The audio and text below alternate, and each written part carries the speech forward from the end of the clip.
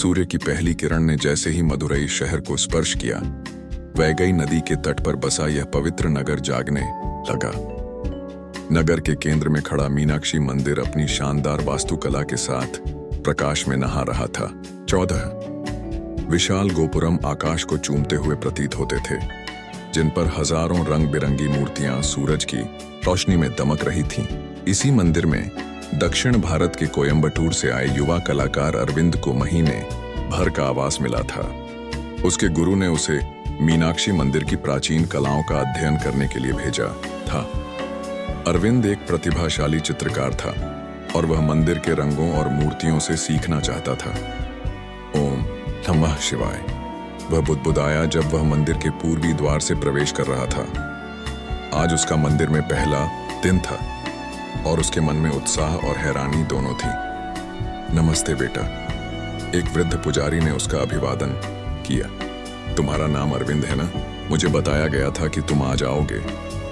जी हाँ, अरविंद ने मुस्कुराते हुए कहा। मैं यहाँ मीनाक्षी मंदिर की कला का अध्ययन करने आया हूँ। पुजारी जी मुस्कुराए। बहुत अच्छा, बहुत अच्छा। मैं पंडित रामानुजम। मैं तुम्हें मंदिर के कुछ विशेष रहस्यों से परिचित कराऊंगा। वे आगे बढ़े और अरविंद को इशारा किया कि वह उनके पीछे आए। क्या आप मुझे बता सकते हैं कि मंदिर की मूर्तियां इतनी विलक्षण क्यों लगती हैं? अरविंद ने पूछा। पंडित रामानुजम की आंखों में एक चमक आई। तुमने एकदम सही सवाल पूछा है बेटा। आज हम एक ऐसे रहस्य के बारे में बात करेंगे जिसे बहुत कम लोग जानते हैं, मीनाक्षी मंदिर की रंग बदलती मूर्तियों के बारे में। अरविंद की आंखें विस्मय से फैल गईं। रंग बदलने वाली मूर्तियां, क्या यह सच में संभव है? हाँ बेटा, यहाँ हर चीज आपके सोचने से कहीं अधिक जादुई है। आओ मैं तुम्हें दिखाता हूँ। पंडित रामानुजम अरविंद को मंदिर के अंदर एक विशाल कक्ष में ले गए, जिसे आईराम काल मंडपम या 1000 स्तंभों का हॉल कहा जाता था। यह हॉल वास्तव में 985 स्तंभों से बना है, पंडित जी ने बताया, और हर स्तंभ पर अद्भुत नक्काशी है। देखो, यहाँ हर स्तंभ पर याली की मूर्तियां हैं। शेर के शरीर और हाथी के सिर वाला यह मिथकीय प्राणी। अरविंद ने ध्यान से देखा। स्तंभों पर की गई नक्काशी इतनी जीवंत थी कि मूर्तियां जैसे उसे देख रही थीं। अपने स्केचपैड पर कुछ नोट्स लेते हुए वह पंडित जी के पीछे चलता रहा। यहाँ कुछ विशेष स्तंभ हैं, पंडित जी ने कहा, एक विशिष्ट पंक्ति की ओर इशारा करते हुए। इन्हें संगीतमय स्तंभ कहा जाता है। संगीतमय स्तंभ? अरविंद हैरान था। हाँ, इन स्तंभों को जब हल्के से थपथपाया जाता है तो ये अलग अलग स्वरों में ध्वनि उत्पन्न करते हैं। पंडित जी ने अपनी उंगलियों से एक स्तंभ को हल्के से थपथपाया और वास्तव में एक सुंदर संगीतमय ध्वनि गूंजने लगी। अरविंद ने भी कोशिश की और जब स्तंभ से एक अलग सुर निकला तो वह खुशी से चौंक गया। यह अविश्वसनीय है। यह कैसे संभव है? प्राचीन द्रविड़ वास्तुकार अद्भुत थे, पंडित जी ने मुस्कुराते हुए कहा। वे पत्थरों के गुणों को समझते थे और जानते थे कि किस प्रकार के पत्थर को किस तरह से तराशने पर उसमें से विशेष प्रकार की ध्वनि निकलेगी। मंदिर के निर्माता राजा कुलशेखर पांड्य ने इस कला को बहुत महत्व दिया था। अरविंद पूरे हॉल में घूमकर हर स्तंभ को छूने और उससे निकलने वाले सुरों को सुनने लगा। यह वाकई एक अद्भुत अनुभव था। लेकिन यह तो बस शुरुआत है, पंडित जी ने कहा। अब मैं तुम्हें दिखाता हूं कि मूर्तियां अपना रंग कैसे बदलती हैं। पंडित जी अरविंद को मंदिर के अंदर गर्भगृह की ओर ले गए, जहां मीनाक्षी देवी की हरे रंग की मूर्ति थी। मूर्ति के 3 स्तन थे और उसकी आंखें मछली जैसी थीं, जिनसे उनका नाम मीनाक्षी, मछली जैसी आंखों वाली, पड़ा था। देखो, मीनाक्षी अम्मन की यह मूर्ति देखने में हरे रंग की है, पंडित जी ने बताया। क्या तुम जानते हो यह रंग क्यों हरा है? अरविंद ने सिर हिलाया। नहीं, मुझे नहीं पता। मीनाक्षी देवी, जिन्हें माता पार्वती का अवतार माना जाता है, उनका वर्ण सांवला था। दक्षिण भारत में एक प्राचीन परंपरा रही है जहां सांवली महिलाएं अपने चेहरे पर हल्दी लगाती थीं, जिससे उनका रंग हरा दिखने लगता था। इसी कारण से मीनाक्षी देवी को हरे रंग में दर्शाया गया है। अरविंद ने ध्यान से देवी की मूर्ति को निहारा और अपने स्केच पैड पर उतारने लगा। तभी उसने कुछ अजीब सा देखा। पंडित जी देखिए, मूर्ति का रंग थोड़ा सा बदल रहा है। पंडित रामानुजम मुस्कुराए। हाँ बेटा, यही वह चमत्कार है जिसके बारे में मैं तुम्हें बताना चाहता था। मीनाक्षी अम्मन की मूर्ति दिन के अलग अलग समय पर अलग अलग रंग की दिखती है। सुबह के समय यह गहरे हरे रंग की होती है, दोपहर में थोड़ी हल्की हरी और शाम को फिर गहरी हरी हो जाती है। लेकिन यह कैसे संभव है? अरविंद हैरान था। इसके पीछे प्राचीन कारीगरी का राज है। मूर्ति जिस पत्थर से बनी है उसमें कुछ विशेष खनिज हैं जो प्रकाश के प्रभाव से रंग बदलते हैं। साथ ही मूर्ति पर विशेष प्रकार के प्राकृतिक रंग और विभिन्न धातुओं का मिश्रण लगाया गया था जो समय के साथ अलग अलग प्रतिक्रिया करते हैं। अरविंद को यह जानकारी बहुत रोमांचक लगी। क्या ऐसी और भी मूर्तियां हैं जो रंग बदलती हैं? हाँ, मंदिर में ऐसी कई मूर्तियां हैं। आओ, मैं तुम्हें स्वर्ण कमल कुंड ले चलता हूं, जहां एक और अद्भुत चमत्कार देखने को मिलेगा। अरविंद पंडित जी के साथ मंदिर के एक अन्य हिस्से में पहुंचा, जहां एक सुंदर जलाशय था जिसे स्वर्ण कमल कुंड कहा जाता था। इसमें कमल के फूल खिले हुए थे और किनारे पर अनेक छोटी छोटी मूर्तियां थीं। यह स्वर्ण कमल कुंड मंदिर का एक महत्वपूर्ण हिस्सा है, पंडित जी ने बताया। ऐसा माना जाता है कि मीनाक्षी और सुंदरेश्वर भगवान शिव का विवाह इसी स्थान पर हुआ था। अरविंद ने जलाशय के चारों ओर स्थापित मूर्तियों को देखा। उनमें से कई में देवी देवताओं के विभिन्न अवतारों को दर्शाया गया था। इन मूर्तियों को ध्यान से देखो, पंडित जी ने कहा। जैसे जैसे सूरज की किरणें जलाशय पर पड़ रही थीं, अरविंद ने देखा कि पानी में परावर्तित होकर ये किरणें मूर्तियों पर पड़ रही थीं और उनके रंग बदल रहे थे। कुछ मूर्तियां नीली आभा लिए हुए थीं तो कुछ सुनहरी। यह तो जादू है। अरविंद रोमांचित हो उठा। नहीं बेटा, यह जादू नहीं, विज्ञान है, पंडित जी ने समझाया।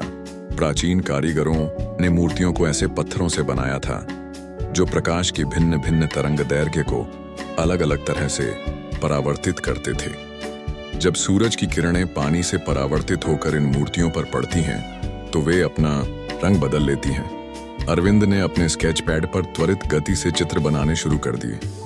वह इन बदलते हुए रंगों के हर छाया को कैद करना चाहता था। कुछ मूर्तियों में विशेष प्रकार के रत्न भी जड़े हुए हैं, पंडित जी ने आगे बताया। जब सूरज की रोशनी इन रत्नों पर पड़ती है तो वे अलग अलग रंगों में चमकते हैं। अरविंद को यह सब बेहद दिलचस्प लग रहा था।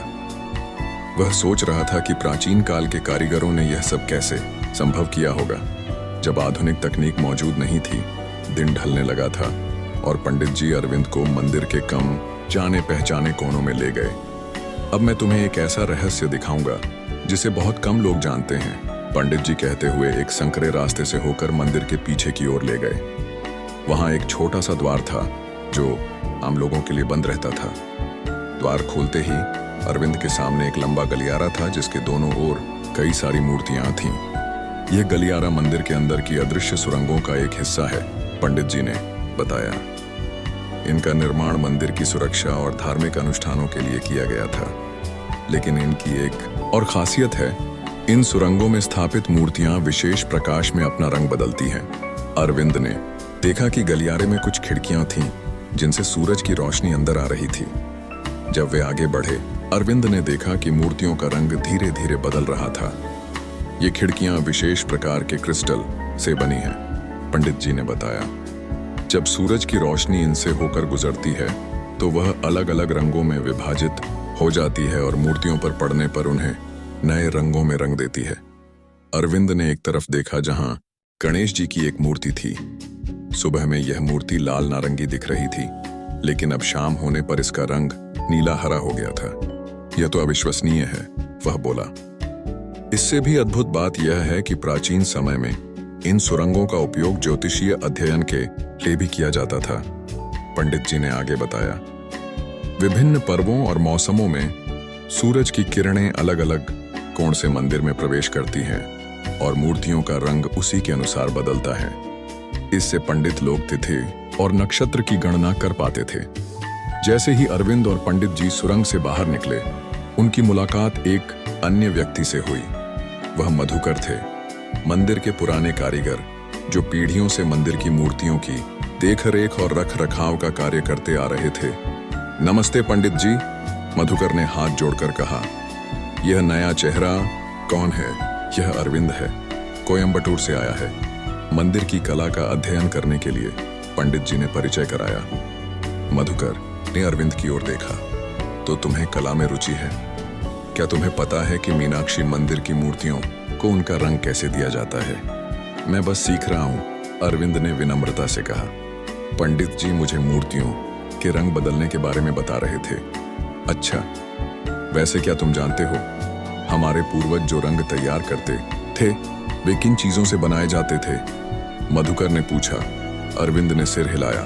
आओ मैं तुम्हें दिखाता हूं। मधुकर अपने साथ एक छोटा सा बैग लाए थे। उन्होंने उसमें से कुछ छोटे छोटे पत्थर, पत्ते और फूलों के सूखे हुए टुकड़े निकाले। हमारे पूर्वज प्राकृतिक खनिजों, पौधों और अन्य प्राकृतिक सामग्रियों से रंग बनाते थे, मधुकर ने बताया। नीला रंग इंडिगो से, लाल रंग सिंदूर और लाख से, हरा रंग तांबे के यौगिकों से और पीला रंग हल्दी से बनाया जाता था। मधुकर ने एक पत्थर को अरविंद को दिखाया। यह एक विशेष प्रकार का पत्थर है जिसे वर्णशिला कहते हैं। इसके कण प्रकाश के संपर्क में आकर अपना रंग बदलते हैं। हमारे पूर्वज इसे पीसकर बारीक पाउडर बनाते थे और फिर विशेष चिपकाने वाले पदार्थों के साथ मिलाकर मूर्तियों पर लगाते थे। अरविंद ने हैरानी से पत्थर को अपने हाथों में लिया और देखा।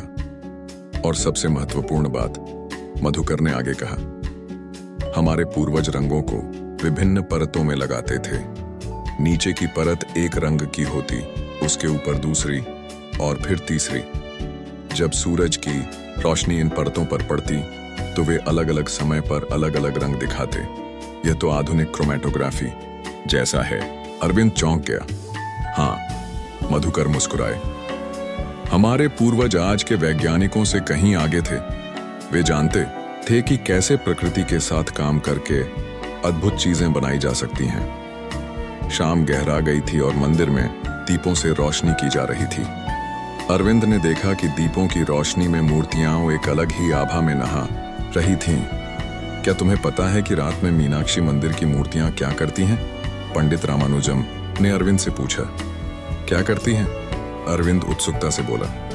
वे आपस में बातें करती हैं, पंडित जी ने रहस्यमय ढंग से कहा। बातें करती हैं?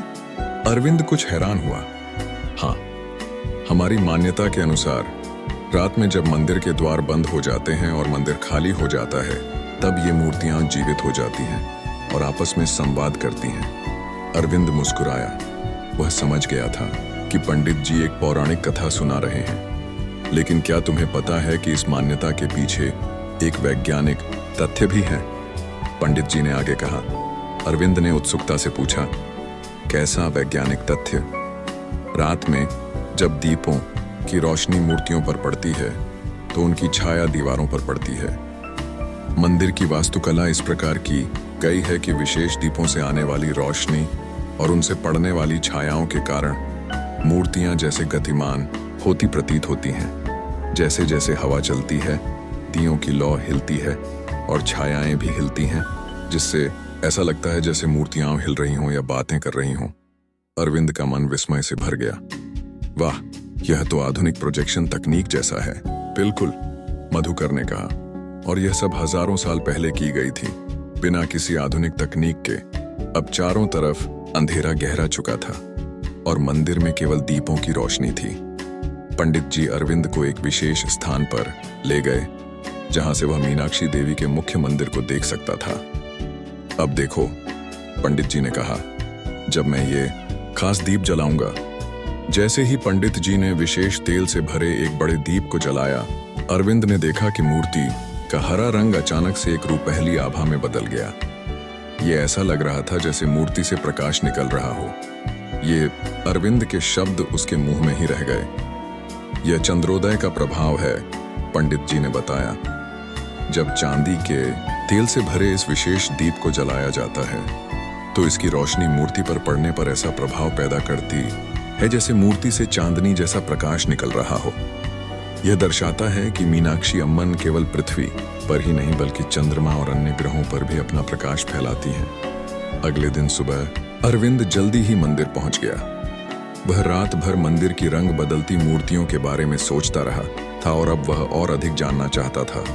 मंदिर के प्रवेश द्वार पर मधुकर उसका इंतजार कर रहे थे। आओ अरविंद, आज मैं तुम्हें कुछ विशेष दिखाना चाहता हूँ। मधुकर अरविंद को मंदिर के एक कोने में ले गए, जहां एक बड़ी याली मिथकीय जानवर की मूर्ति थी। यह शेर के शरीर और हाथी के सिर वाला एक अजीब सा प्राणी था।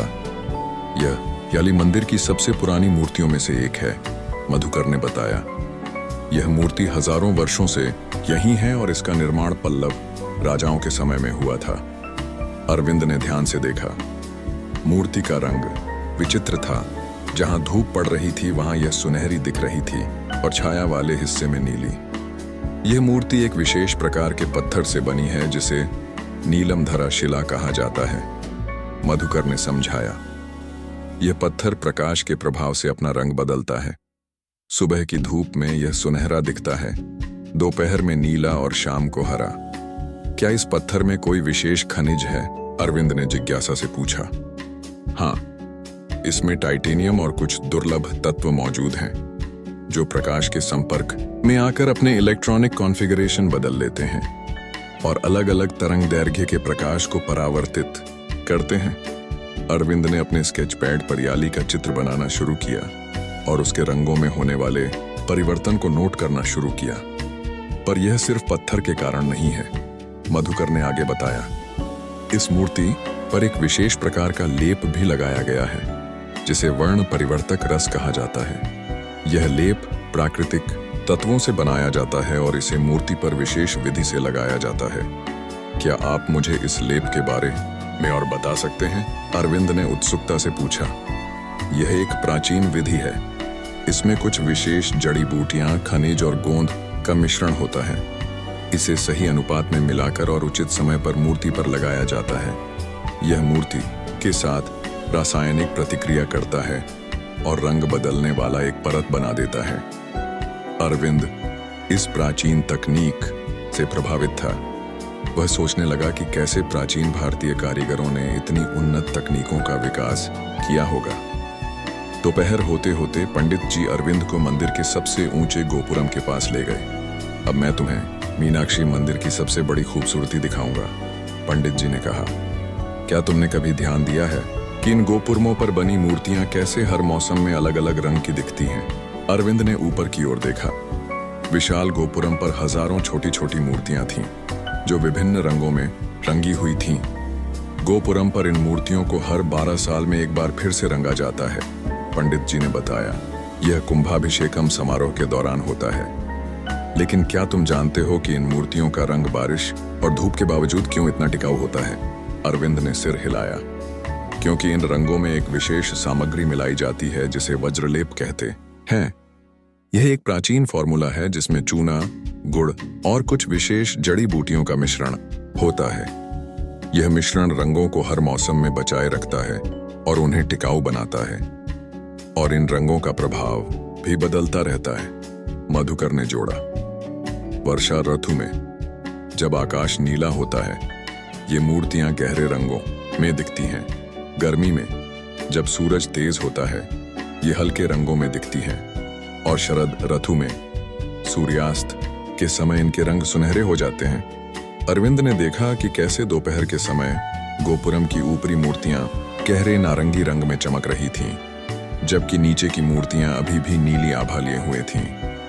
यह एक अद्भुत दृश्य है, अरविंद ने कहा, और इसका एक धार्मिक महत्व भी है, पंडित जी ने बताया। ये विभिन्न रंग सृष्टि के विभिन्न तत्वों का प्रतिनिधित्व करते हैं। नीला आकाश, हरा प्रकृति, लाल अग्नि और पीला पृथ्वी। जब ये सभी रंग मिलकर एक साथ होते हैं तो वे ब्रह्मांड की पूर्णता का प्रतीक बनते हैं। शाम होने वाली थी। अरविंद और पंडित जी मंदिर के नटराज मंडपम में पहुंचे, जहां शिव के नटराज रूप की एक भव्य मूर्ति थी। यह मंदिर का सबसे खास हिस्सा है, पंडित जी ने कहा। यहाँ की नटराज मूर्ति विशेष है, इसे नर्तन शिव कहते हैं। अरविंद ने नटराज की मूर्ति को देखा, जो नृत्य मुद्रा में थी। मूर्ति के चारों ओर पत्थर के कई स्तंभ थे। सूर्यास्त के समय यहाँ एक अद्भुत घटना होती है, पंडित जी ने बताया। जब सूरज की अंतिम किरणें इस खिड़की से होकर आती हैं, उन्होंने ऊपर एक छोटी खिड़की की ओर इशारा किया तो नटराज की मूर्ति के रंग में एक अनूठा परिवर्तन होता है। जैसे जैसे सूरज ढलने लगा, अरविंद ने देखा कि खिड़की से आने वाली सूरज की किरणें एक विशेष कोण से नटराज की मूर्ति पर पड़ रही थीं। धीरे धीरे मूर्ति का रंग बदलने लगा।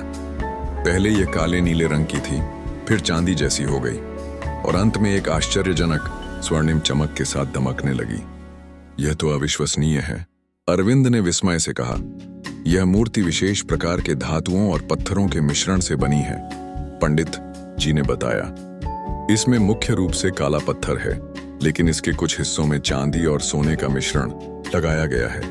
जब सूरज की रोशनी एक विशेष कोण से इस पर पड़ती है तो ये धातुएं अलग अलग तरह से चमकती हैं और ऐसा प्रतीत होता है जैसे मूर्ति अपना रंग बदल रही हो।